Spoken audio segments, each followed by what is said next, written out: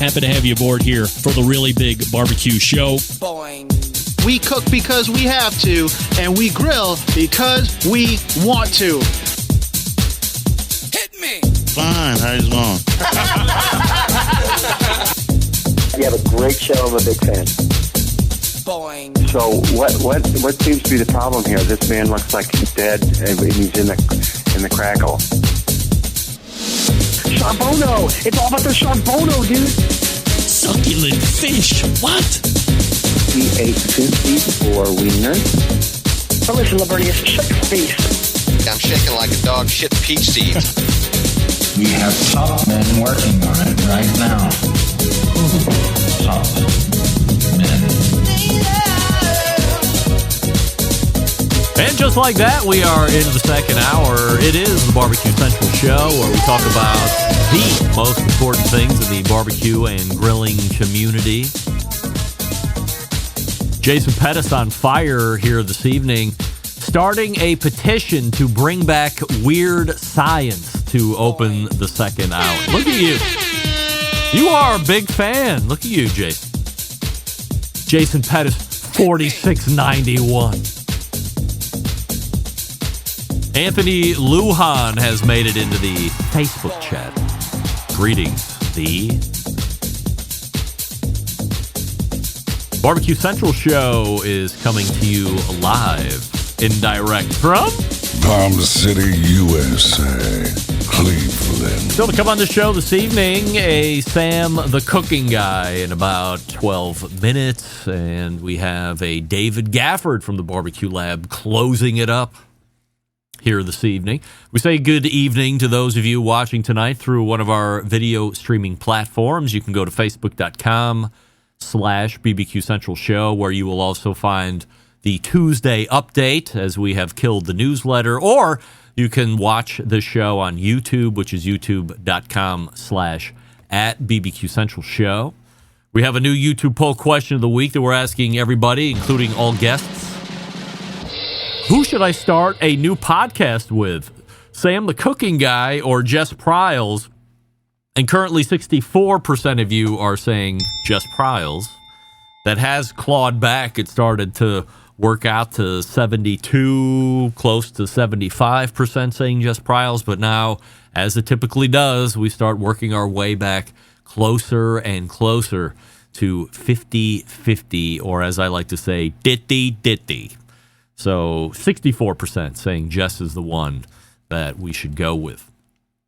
Coming up on the best moments of the Barbecue Central Show in 10 minutes or less, episode 419, taking you back to February 8th of 2011. So 15 years ago, almost to the day, and this week featuring a barbecue legend, a cancer philanthropist, Scotty Johnson of Cancer Sucks Chicago. Within the minutes of this show, we talk about the cooking class that he was doing at the time to not only help barbecuers become better competition cooks and better cooks in general, but to help raise money for cancer research at that time. And just for some background on Scotty, I use the term legend not necessarily in how many competitions he won or how many Team of the Year championships he won or how many category wins he had, things along these lines. Although he did win the Jack Daniels back in the day, his claim to fame outside of Cancer Sucks Chicago.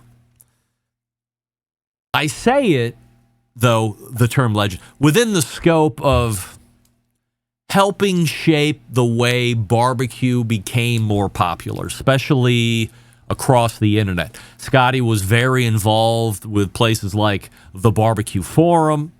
He was on my message board, which was originally BBQ-4-U, ultimately morphing into BBQ Central, Barbecue Central.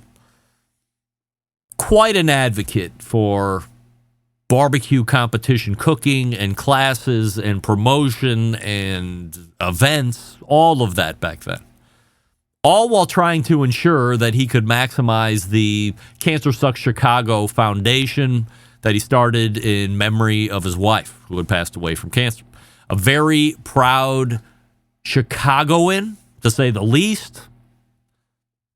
And I've always said this. If you go back and listen to an interview that I had done with Scotty in the past, and you go back and listen to an interview I had done with Dr. Barbecue Ray Lampe in the past,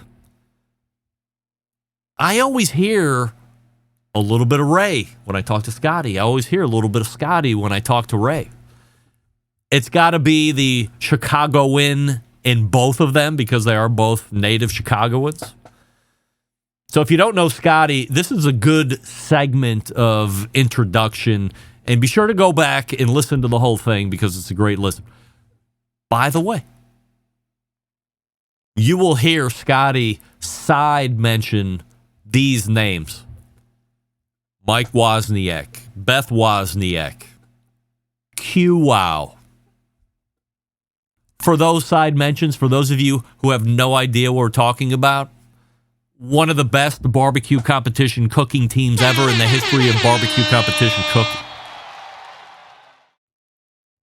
Originally, the team was called Barbecue-Ow, ultimately just being called Q-Wow, but Mike and Beth, dominant forces on the Kansas City Barbecue Society's circuit for years and years. In fact, Mike also nicknamed the Wizard of Woz. That's how great of a team that they were. Former KCBS Team of the Year, multiple grand championships, multiple category wins. And by the way, really good people. You can search him in the show archives. If you use show notes, I believe that's what it's called. Mike appeared on this show a few times back in the day. I think he even took part in a roundtable show, if I'm not mistaken. So shout out to Q-Wow. What's good, Mike? Don't forget you can subscribe to this show by visiting thebbqcentralshow.com/subscribe. And don't forget, if you would like to hear a guest or a segment again that's been lost in the archives, email John and let him know what you would like to hear. Jon at thebbqcentralshow.com is the email address to get a hold of John. Again, that's John, Jon, John at thebbqcentralshow.com. Let him know what you would like to hear. He'll do his best to meet your expectation. Following up on a hot take from last week, no pun intended, many of you weighing in on my Ruth Chris drop the hot plate take as it relates to the aforementioned Ruth Chris. All of you saying that you agree with me. Look, I mean, that rarely happens. Usually, and I've said it many times on the show, I'm in the minority here. I get it. Usually, what I think isn't what the minority of people think, feel, like, whatever. This time around, we're all in the majority here. You're all saying that you agree with me. Look, I'm not one for seeking out agreeance, but in this case, I have to say, Ruth, it's not just me. It's the Centralites en masse saying, forget the 500-degree plate once and for all, for Christ's sake.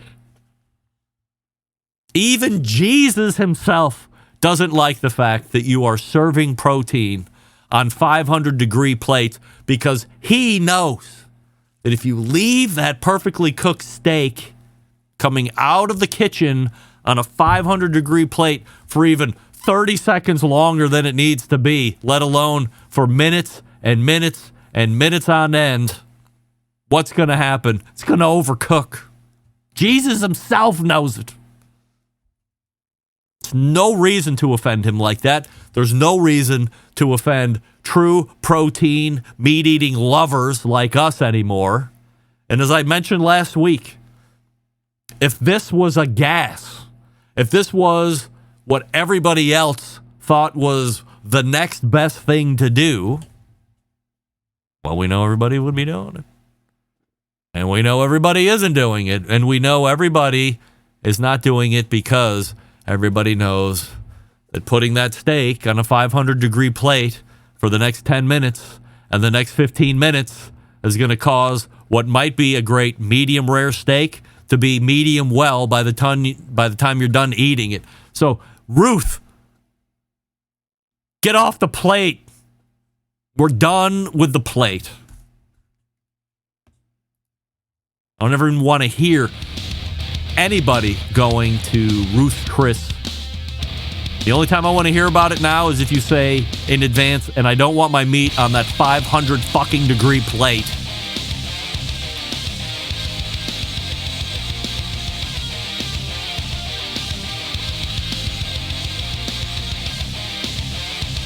Diane Me weighing in. Ginger Jesus himself, Sam Darnold, knows that you shouldn't be using a 500 degree plate. Of course, Ginger Jesus.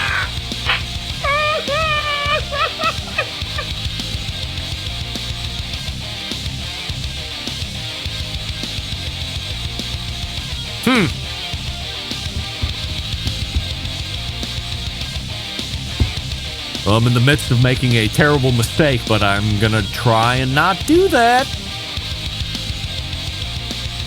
Am I? Well, we'll just have to wait and see. Spin that around and pretend like I don't see. Sam, the cooking guy, is in the green room. He's ready to go. So if you wait just 2 seconds, we'll talk with him. Stick around. Be right back. You're listening to the Barbecue Central Show.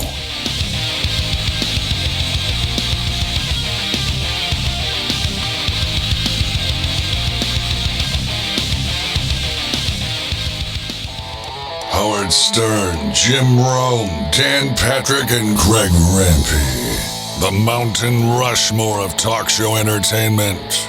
Now, let's get back to the Barbecue Central Show. You know what? Fuck it. I'm just going to do it. Step into the world of McAuliffe cigars, where each blend is a chapter and a grand tale of craftsmanship and passion. Our portfolio is a symphony of flavors, each note carefully composed to create an unforgettable Nicaraguan smoking experience. Why, today in the mail, a box of green Robustos and a box of red Toros. This one's a little shorter than this one. Those are two of my favorite colors in the McAuliffe color line. Black, of course, is my other third favorite. It's A, B, and C with these, and usually the one I'm smoking ends up being my favorite at the time. McAuliffecigars.com is the website if you want to check it out. MICALLEF, McAuliffecigars.com. Use the locator to find a retailer nearest you. Gang, it's that time of the month where we welcome in our favorite YouTube cooking personality, cookbook author, TV show host. Sometimes he's teaching people, well, all the time he's teaching people how to cook, but sometimes you can go to his house and he can teach you, or you can contract him and he will teach you somewhere off-site. And who cares about any of that? He is a Barbecue Central Show's guest Hall of Famer, which is most important. It is Sam, the cooking guy. Sam, we have a YouTube poll question of the week that we're asking everybody, including all guests. Are you ready? I so cannot wait. And by the way, I intentionally do not listen to the beginning of this, so I can be surprised at whatever this amazing question is going to be. Bring it on. Who should I start a new podcast with, Sam the cooking guy or Jess Pryles? Jess Pryles. Oh, 64% of the YouTube voting public is saying Jess Pryles is the one that I should be starting. She's way more intelligent than I am. Debatable. Way more intelligent. She knows what she's talking about. I'm just a dope. Listen, I don't fit into your world like Jess Pryles does. But this would be a separate podcast. This wouldn't be an additional live fire podcast. Clearly, 64%. 64% of the shitheads out there don't want me anyway. So why would you go against that? Jess Pryles, it is all right. It is. We mean it in the most. What do people say? I mean it in the best way possible. Shithead. Of course. You were in Las Vegas this past weekend. I was. We missed each other by days. 2 weeks. I couldn't believe it. Like, what are the chances? We might have almost met. I know. Didn't happen. Nevertheless. Did not happen. You're doing a burger collaboration with some donkey. Is it Donkey Burger? Is that the name of it? Wait, Donkey Lounge was the name of a place. I'm getting all these places messed up and combined because I also watched the video that you did to all the places you were eating. Thank you. Ghost Donkey is mezcal tequila bar. Damn it. At the Cosmopolitan. Yes. We're doing it's a burger collaboration with Naughty Patties. Naughty Patty. At the Cosmopolitan. Yes. That's what it is. Yes. By the way, in the Cosmopolitan on the second floor is Egg Slut. Yes. Guess what? Highly overrated. Highly overrated. Yeah. I've never eaten there. I've seen it. There's always a big line. So Naughty Patties is about a 15-second walk from Egg Slut. I probably walked past and didn't even notice. No, you probably didn't notice. Thanks a lot. Jeez. Well, no. I didn't even go this time. Now we need to go back. This was like last March or whatever when I went to Vegas the first time. No. We weren't doing it then. It just started. So how long does this go for? Like you're there for the launch? Probably no. It launched a week before me. Then we did the meet and eat last Friday. And it'll be on the menu for a month or so, something like that. Just a little fun in everybody's life. How long do you show up, or how soon in advance are you showing up for this event? You there for the whole week, or just the day before? No. So we last fall. Here's the genesis of this thing. The Cosmopolitan reached out last year, August, July or something. No, June, and said we're opening up our own burger place in this Block 16 food hall where Egg Slut is and Momofuku and stuff like that, and the Cosmopolitan. And we'd be interested to know if you'd like to do something with our chef. And their idea was maybe we send our executive chef to you to be on your YouTube channel to talk about it. And I thought, well, that's boring. Who wants that? Nobody wants to turn on Sam the Cooking Guy and see a guy there in his chef whites talking about a burger place at the Cosmopolitan. That's no fun. No. So I said, I like the idea, but let's see what we can figure out. So I said, I like the idea, but let's do something better with it. I said, how about like a proper collaboration? And I'll make a burger. You guys put it on the menu. The only thing is, I want there to be some charity component. So people buy it and a piece of the burger goes to, you can be your charity. That's fine. Turns out MGM Resorts has a foundation. It's all good. So they agreed to that. That was cool. And then I said, but wait a minute, while we're there, maybe we do something more. Maybe we make it Vegas week. We culminate with the burger collaboration. We're generally Monday, Wednesday, Fridays. Yeah. Friday will be the burger collaboration. The first one on Monday that you watched was, a bunch of places that we like to eat at, that we think are great to eat at in Vegas. And then the middle one, the one I liked, that I was really excited about was, I'd love to do a behind the scenes of the food scene at the Aria where we stay, sister hotel to the Cosmo. They're all right there. And they were like, we'd love the idea. Of course, why wouldn't they? Right. I'm going to make them look good, presumably. I'm not going to say anything shitty about them. And then you get to kind of see a little peek behind the scenes of the whole room service and the food service deal at the Aria, which honestly, for me, was really cool. I like that. It didn't scare you at all? For what? In what? Well, in look, what way? I mean, you sometimes not sometimes.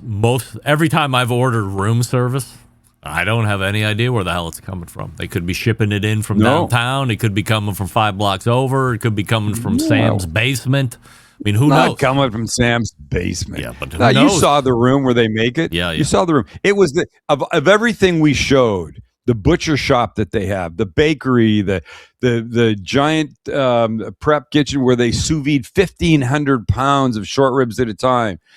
All that. The least interesting part of everything turned out to be the room service kitchen. There's a couple of guys in there, giant space, not very exciting. But I will say, what I ordered came out great. They did a good job. I mean, it's the Aria. They do a nice job there. Yeah. They really do. We had a great time. It was lots of fun. You like Vegas, generally speaking?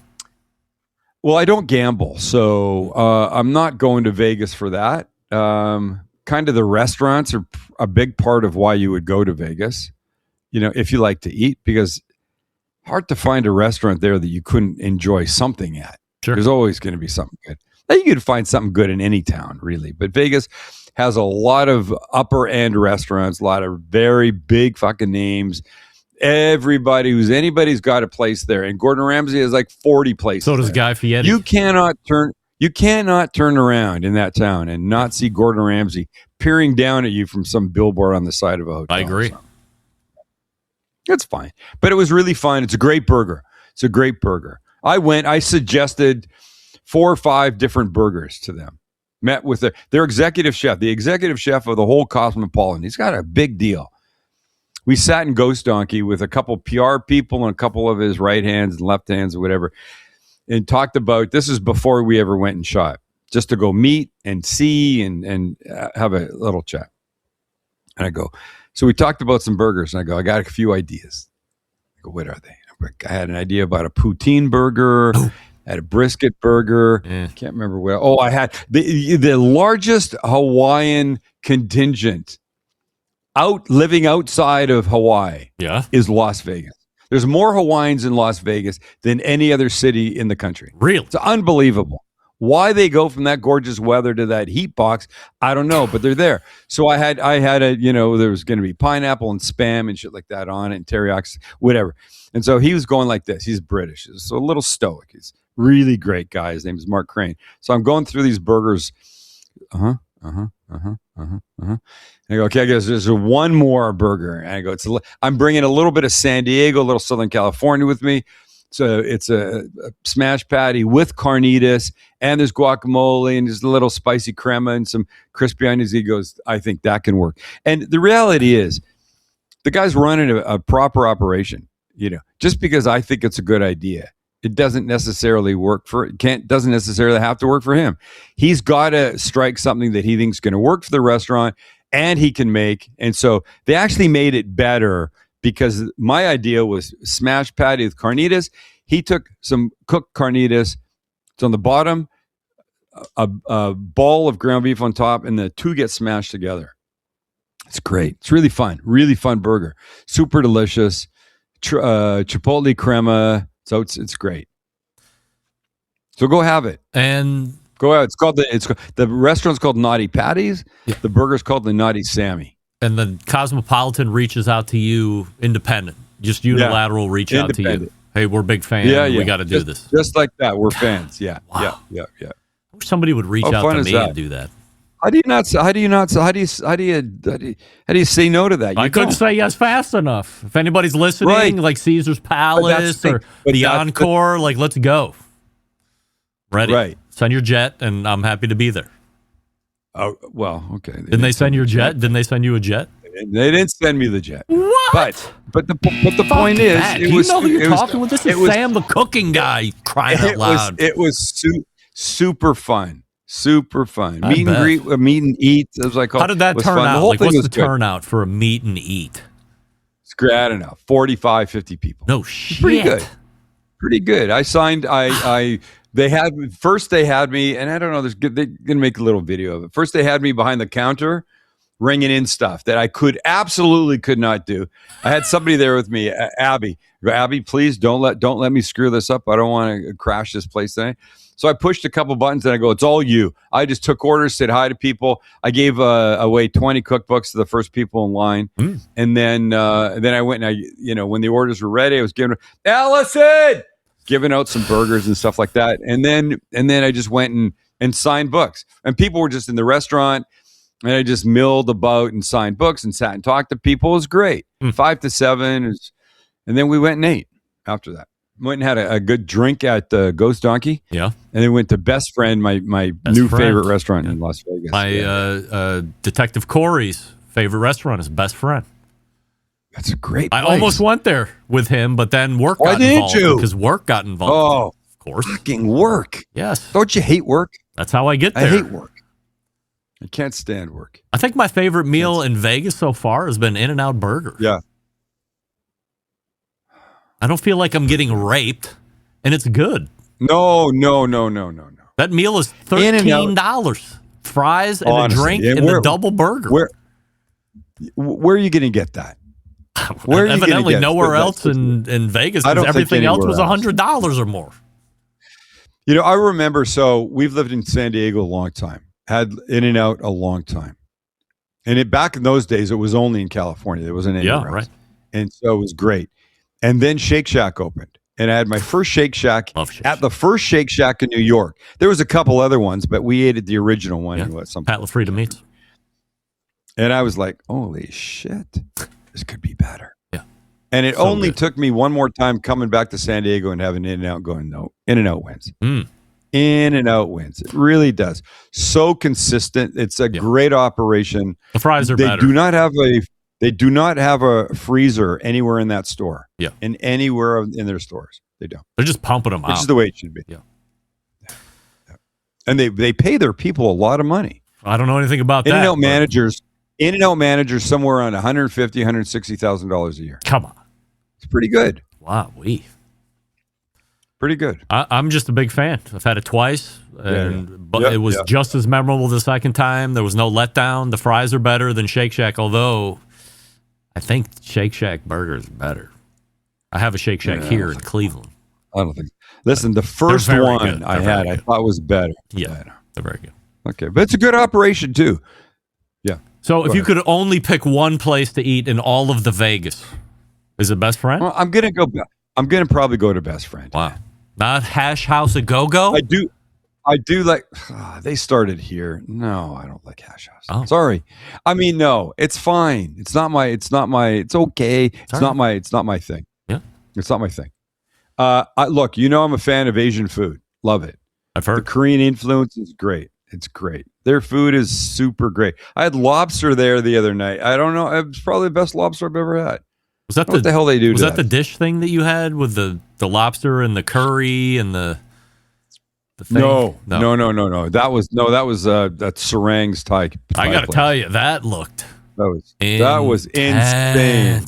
But is it too curry? I don't know if I like curry. No. But it looked like a lot of. Was it crab? Was it crab? It was crab. Yeah. So it was Wagyu cow soy. Yeah. Cow soy are like curry noodles. There's a broth. They add Wagyu to it. They torch the stuff. Then they add a big shit ton of fresh crab on top of it, and then the curry around it, and you mix the noodles. Damn it! If you haven't watched that video, it's a couple weeks back. It's what we ate in Vegas. Go watch. It's really good. Tamale pizza. Really, oh my God! Yeah. There's a place in Albuquerque, New Mexico. I saw an Instagram video of somebody eating it. It's a tamale. This is what I believe it is. It's a tamale crust, and it's a stuffed crust with red chili pork. Right? I'm like, I got to make this effing thing. I got to make it.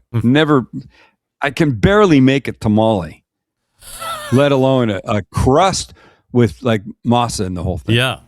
So I figure it out. I buy the masa. If you watch the video, and you should watch it, I don't care about views because it's something interesting and you might want to make it because it's so good. Yeah. I make some masa, like a big ball of it, and I roll it out. And it's not like pizza dough. It's much flakier. Yeah, it looked like maybe I needed a little more water. I don't really know. It's like sort of like biscuit. So I roll it out. I make the red chili pork. And then I take a ring of the red chili pork about 1.5 inches from the edge, and then the outer edge I encase this chili pork in, right? And then I pre-bake it for a few minutes. Take it out, and then a very light little dusting of sauce and some cheese, pepperoni. And the pepperoni, even though there's red chili pork in the crust, I did the pepperoni because when I watch the videos from the restaurant and see the guy talking, the guy goes, "This is our most popular one." This tamale crust, red chili pork stuffed, but pepperoni on top. So that's the one I made. I made the number one. Made it.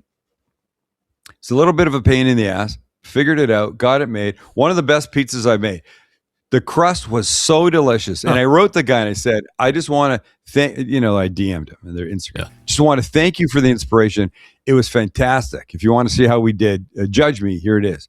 Guy wrote back and he goes, "Oh my God, I'm so honored you did that. Thank you so much. But I got to tell you, The only part of our pizza that's the tamale is the crust stuffed part. Yeah. The rest of the base is regular pizza dough. He goes, I never thought about doing that. I go, I never thought about doing it your way. Wow. So we had a little bit of a, Instagram DM love affair for a couple of minutes. It was great. Super nice people. If I ever went to Albuquerque, I would go to Richie B's. Everybody, if you're in Albuquerque, go to Richie B's. I don't know how much longer they're going to have it. I think it's a special. Have you ever made anything you didn't like? Because it seems 100%. everything is the best thing ever on your videos. I don't know if I've ever heard you go, eh. I remember we did a pizza show a bunch of years ago when it was television. So this is going back a ways. Yeah. It was we called it Pizza Day. I was making 4 pizzas. I don't remember what any of them were, aside from the fact that there was 4 pizzas. Let me think about this. Yeah. There's four segments in a half-hour TV show, right? 3 commercial breaks for 1, 2, 3, 4. One of them, I said the morning I woke up, I knew exactly what I was making. It was a couple hours away from the crew coming. What the fuck are you looking at? What do you got, the Jimmy legs or something? Oh. What is going on around you? Every 5 seconds, you're looking. I got all this stuff happening. What are you talking about? Well, give me a little of your attention. Be a proper you have host. All Don't my look attention. at that shit. I'm listening. What do you got to look at? What do you got to look at your screens for? I'm just looking at the time. On there that's more important than your guest. Do you do this with Jess Pryles? Yes. Do you do this with Milk? Then they should be yelling at everybody. You. No, I'm running a live show. More so tonight. You doing heroin? You're getting a little jumpy tonight. I never. can't tell what's going. You sure? Jumpy? You sure? I can't tell what's going on with you tonight. Anyway, I think I've been pretty. I woke up pretty that laid morning. Back. I woke up that morning on Pizza Day, and I said, "I fucked up. One of these got to be a pizza. Got to be a breakfast pizza." So I scrapped whatever the 4th one I was doing, and I turned it into a breakfast pizza. And I went, I'm going to make this. It's going to have like back bacon on it because I'm Canadian, and that'll be good. And then cheese and some little sauce, I don't know, whatever. And I added thyme. Thyme seemed like a dry thyme, seemed like a good thing to add. And then I love the idea of a runny yolk. So I cracked 3 or 4 eggs on it, put the whole thing in the oven. Thing came out of the oven. The yolks were like that. I don't know how they do it at a proper restaurant. Maybe they throw them on in the last 1 minute of cooking at 500 degrees. It's probably what they do. They certainly don't put them on the pizza when it goes in raw, the whole thing. No. Came out of the oven, sliced it. The yolk was as hard as nails. And I took one bite, and the time effed it up. The whole was a complete piece of shit. Whoa. And I took one bite and threw it in the sink, and I said, listen, whatever you get from today's video, don't take away this shitty pizza. You should never make this. It was horrible. Wow. But other than that, I think people would expect me to be honest. We made 3 things today. I loved them all. And I'm sorry if I loved them all. I'm going to start hating a few things just to make you feel good. I just wondered. I get paid to ask the hard questions. Yes, you do. What am I making for dinner tomorrow night? You're going to make, shit. One of these months, you're going to know this question is coming. I don't know why this question comes up. Like, it's only been being asked for a year.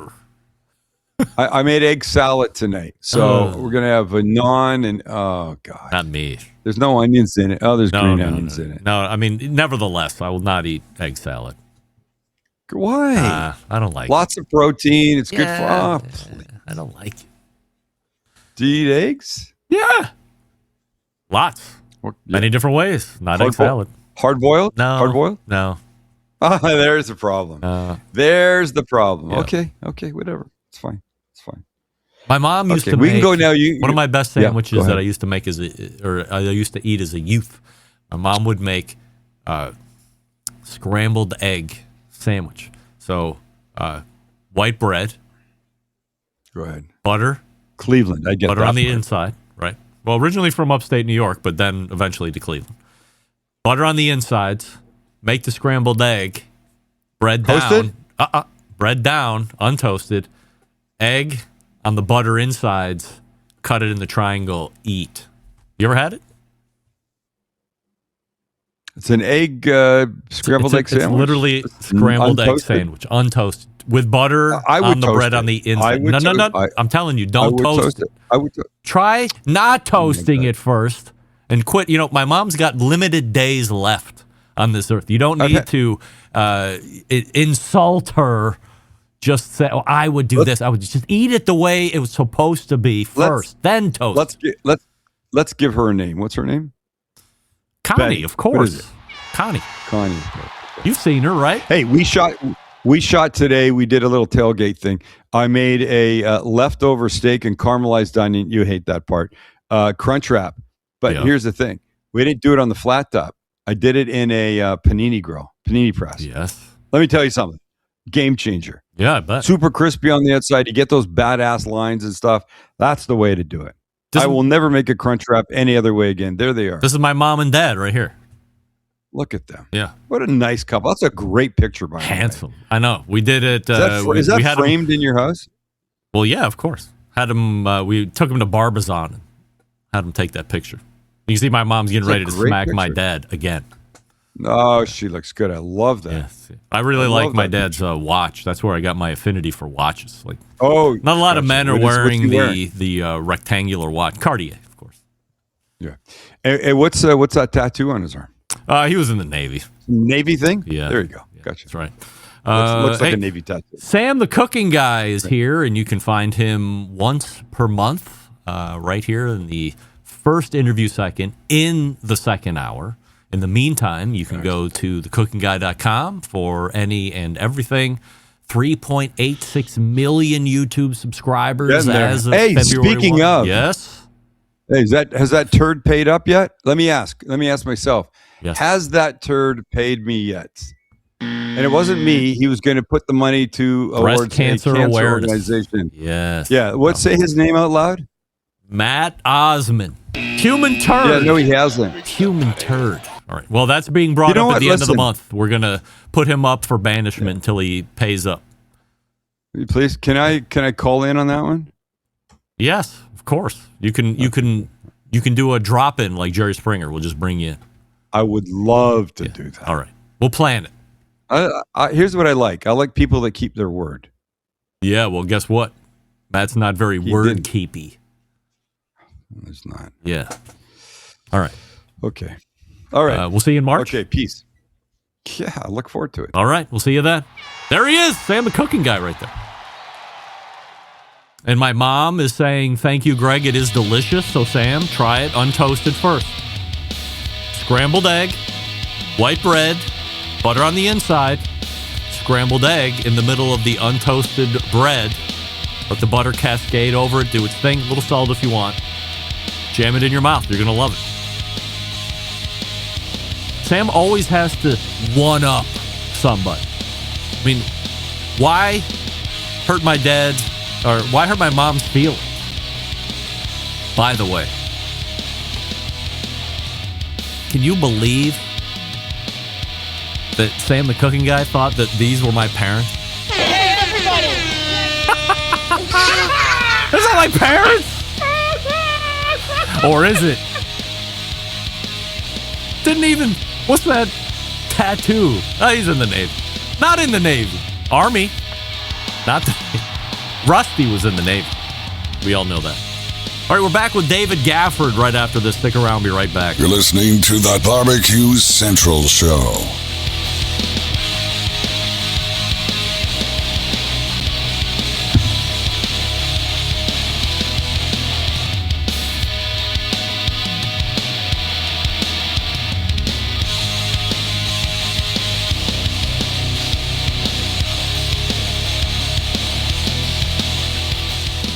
Packers, full rack, legs and thighs, injecting butts. If you've never heard this before, you might think you found the best XXX show ever.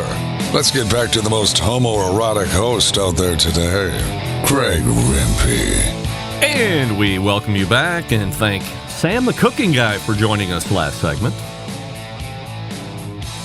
I don't know if you were as shocked as I was if we were able to stay on topic or off topic, but this is how it happens with Sam as we've come to know and love. Nevertheless, My last guest tonight, creating some of the most comprehensive barbecue and grilling reviews that can be found across the internet. You'll find him here on the show quarterly in 2026. We race the hotline. And welcome back our pal David Gafford from the Barbecue Lab. Hey, David. Great to see you. How you doing? I am doing well. Appreciate you joining us here in 2026. So apologies as we kind of lost track a little bit as the 2025 started to tail into a finish. But so happy you have decided to get back on the Barbecue Central show wagon here for quarterly visits in 2026, which I feel are most important. As I had told a number of people before, I think you're probably the best new get that the show has had because of not only the quality of your reviews, but the impartiality, if I've said that correctly, and the amount of work that you're actually doing. I think a lot of guys in your position doing a lot of surface bullshit, but they're not really digging into the quote-unquote meat and potatoes as you guys are. So was that a real important point as you started getting the Barbecue Lab rolling? Yeah, that was 100% what we were going after. Because, I mean, we really started it because I was trying to purchase a grill. And the grills that I was trying to purchase, I couldn't find anybody getting past the marketing hype and helping understand if this is really the thing that I want.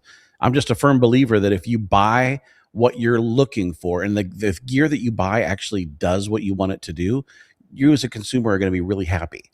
So our goal here is just to be impartial and be able to help connect consumers with the right equipment so that everybody wins in the end because their equipment is right for somebody. And so let's make sure that we're putting the right people with the right equipment. And then in the end, we have brand loyalty, we have happy consumers, we have people who are using it out in their backyards. It's a win for everybody. So that's really foundational for us.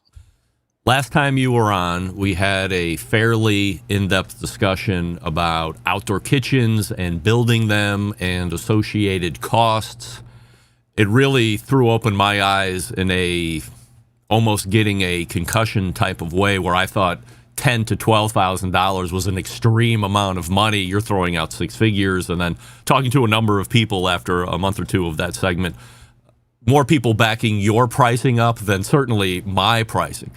One of the things I wanted to follow up on was we had talked quite a bit about modular kitchens. Gorilla had something modular. Charbroil, which to their best efforts seemed disinterested in promoting, also had modular kitchen offerings. You were doing one for your church at the time, or at least getting it started. Where are we at a handful of months later with modular kitchen for the church?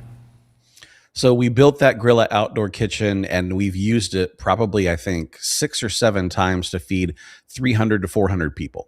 And that kitchen only has 4 grills built in. So we have that Silverback XL, which is their big pellet grill. We have 2 of the griddle and grill combos. I believe they're called the Primate. And then we have that charcoal grill called the Kong, which is basically like an egg XL kind of size. And I got to say, feeding 300 to 400 people on just that equipment is difficult, but we were able to make it happen. So it's serving its job well. And the nice thing is I've got a group of guys from church that help out because I can't run 4 grills at the same time and have any kind of quality control, but it works out great. So I've been really pleased with it. And certainly way more cost effective than doing some of the more traditional ways of getting an outdoor kitchen going. Yeah, and to some degree, really more accessible than building an indoor kitchen, because the church was looking at, do we have to actually run ventilation? What's the price of equipment inside? We're looking at combi ovens and all kinds of things that are, they're $8,000 to $15,000 per item for commercial kitchen use. And we're talking about, we did this entire Grilla kitchen for, I think it was less than $20,000. I think it was $18,000 is what we built it in. And I can't remember how many pieces exactly, but I think there's at least 9 or 10 pieces in that. Some are, sinks and fridges and things like that, but it's 9 or 10 pieces for less than the price of really 1 or 2 commercial kitchen pieces. So just from a cost analysis, it was way more effective to put in an outdoor kitchen than try to do something inside. Was there any permitting that was required for the outdoor portion? Because I feel like if you're doing it indoors, you're using the word commercial quite a bit. And church is, not a private residence. There's probably permitting that's required there.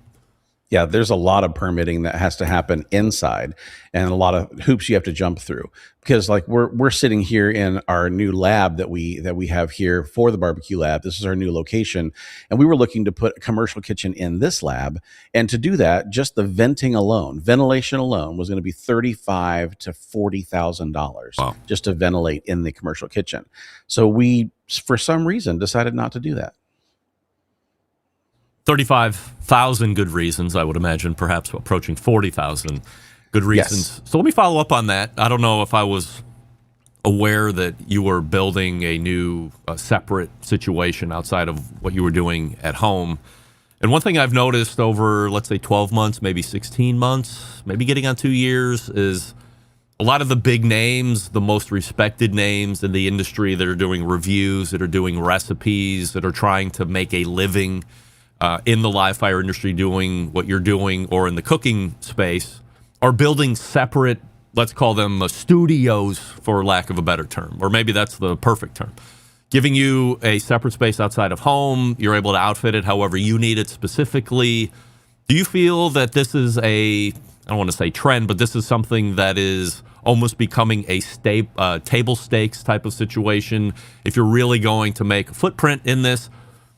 Or what was the motivation, I guess, for you specifically on getting something like this going? For us, it's been 7 years since we started the barbecue lab, and we kept finding that so often we would be at home and we'd have to set up lighting, we'd have to set up cameras, we would set things up, and then life just happens. We have 2 kids, we have neighbors, we lived in the suburbs, and I can't tell you how many times a shot was completely ruined, or a cook was completely ruined by someone having their lawn serviced, or having a pool party, or having they wanted to go out and weed whip their metal fence. Weed whipping a metal fence, I don't know why, but every time we turn on the camera, someone was taking a weed whip to a metal fence, and it would just drive us nuts because the audio was unusable. So we got to the point where we said, if we're going to do this, we need to be able to go to a place where the lighting is set up. We know that it's already right. We know that the angles for the cameras are already set. We can control the temperature because we live in the Midwest. Right now, we've had nothing but snow for 2 weeks. So it's really difficult to be able to shoot outside in your backyard when it's -10 wind chill and the wind's whipping through at 30 miles an hour. So it's just really almost a necessity if you want to continuously create great content to be able to have a place where you can control the environment. So that was a really big plus for us. How cool do your kids think that you and your wife are? I mean, there are times where they think we're cool. There are also times where they think we're incredibly lame, because we may be YouTubers or we may have a YouTube channel, but we talk about outdoor cooking and grilling. It's not nearly as cool as video games or Minecraft or Fortnite or all the things that we could be doing. And they wonder why we would choose outdoor cooking instead of those things. So they'll figure that out in about 10 or 15 years. They have any interest in potentially taking over the empire at some point? Oh, I mean, our son, who's the youngest, he's 12. He definitely has plans, and he's already been talking about it. He's like, when I take over, and I said, whoa. We haven't even gotten to the point where, can you beat me in a cook-off yet? No. So let's just slow your roll, and we'll maybe get to that point. But he's constantly challenging me. He's like, hey, let's make a new video. I want to challenge you to X, Y, or Z. We already did one where we competed in a pork butt cook-off where he got to choose the grill, and he chose the gas grill for me. So he's incredibly mean when it comes to that. And he's already figured out the next one. He goes, we're going to do a cook-off, and we're going to do low and slow cook, and you get to use a pizza oven. And I'm like, well, thank you. That's very nice of you. Yes, a vessel that is known for its ability to go low and slow. So great job, son. What's the outlook here for at least the first half of the year from a goal standpoint for Barbecue Lab, or a content creation standpoint? Well, we always take January, and Melissa and I go off site, and we end up doing a retreat where we basically try to plan the content calendar for the year. So we looked back on the last 3 years of content, what worked, what didn't work, what really took off, what people seem to be asking for. And we take time and read the comments. I mean, there are some comments that are just nasty. Welcome to YouTube. But there are some comments that are truly helpful, and they're asking for certain types of content. And you're going, I can see where there's a space for that. So we've already created most of our content calendar for the year. So I think we have probably our next 50 videos already lined up where we know what they're going to be and we know what the topics are going to be on. So now it's just executing that and getting all of the gear here to be able to round it up and pit it against each other. Are you always in the middle of 2 or 3 or 4 different videos, or do you have to remain vigilant on just one to get it over the goal line? Oh, it takes us months to be able to get all of the things here on site. And then if we're cooking on things like, say, for example, a pellet grill roundup where it's best pellet grill under, $1,100. If we're going to do 3 cooks or 4 cooks on each grill and there's 8 grills, I mean, you're talking about, 20, 30 cooks that you have to do. And they're not all an hour-long cook. They're 8, 10, 12-hour cooks. So in order for us to do that, we've got to be working on that while we're working on individual content or another roundup. We constantly have, I'd say, anywhere from 4 to 6 videos going at any given time here at the lab that we're trying to juggle. And luckily, Melissa is the detail-oriented one of the two of us. I would not be gifted in that area, but she helps keep it moving forward. You'd mentioned best roundup of pellet cookers, but I'm interested to get your take on what the best kettle cooker is to get if you're in the market. I mean, there's a lot of kettle grills out there. I mean, you've seen the standards for years. I mean, You have the Weber, you've got the Slow and Sear. There's some things that are kind of working around those. And I think when you think kettles, you think relatively low end. You think it's going to be, somewhere between $300 and $500 maybe. But I have to say, I really do like that Huntsman from Spider Grills.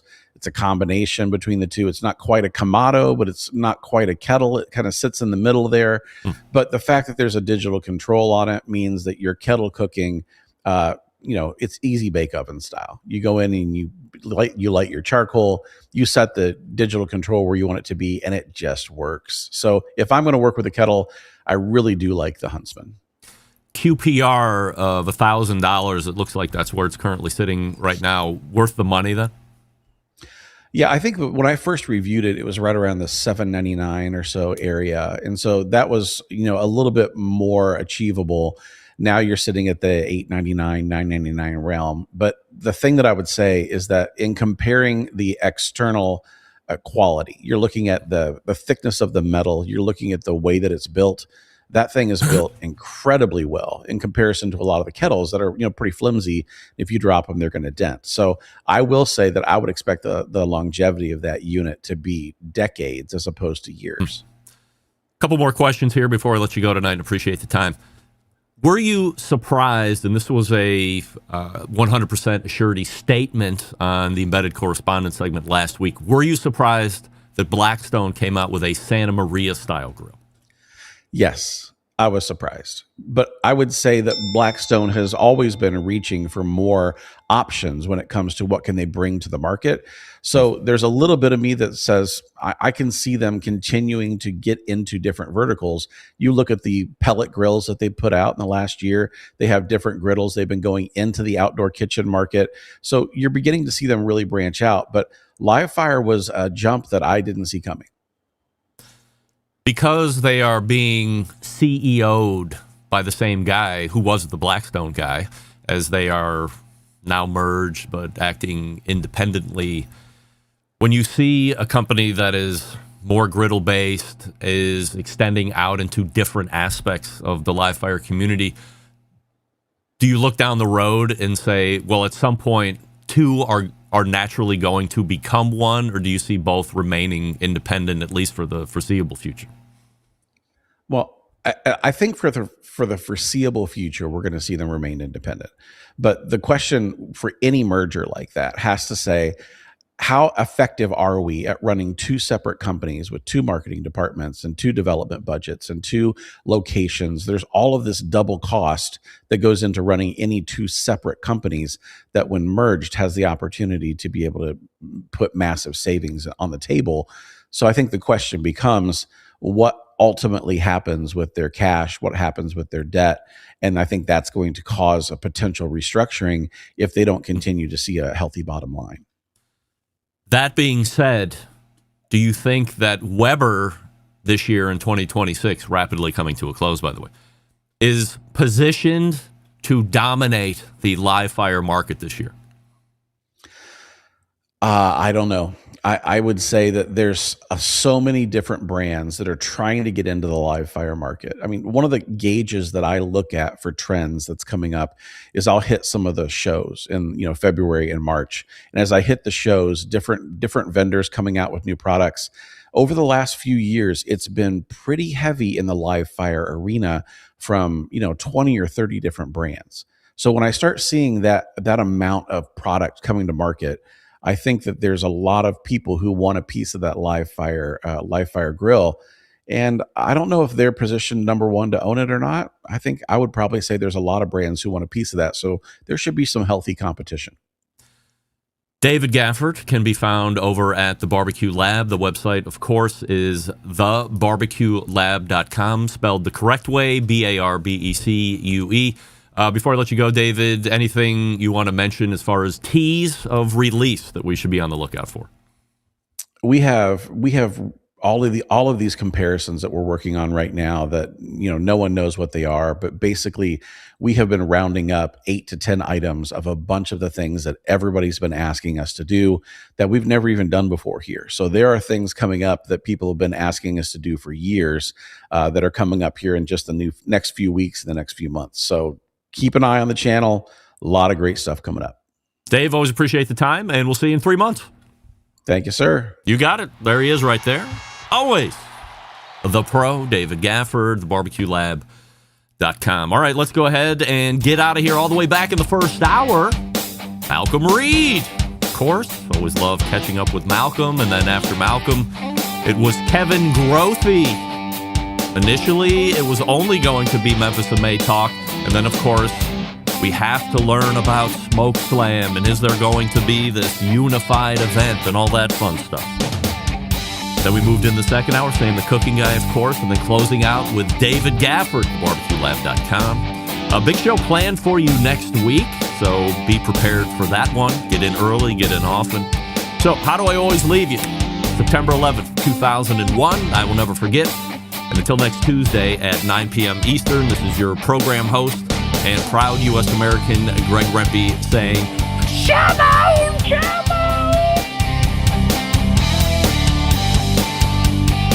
This is Chris Payne from Euclid, Ohio, and you are listening to Barbecue Central.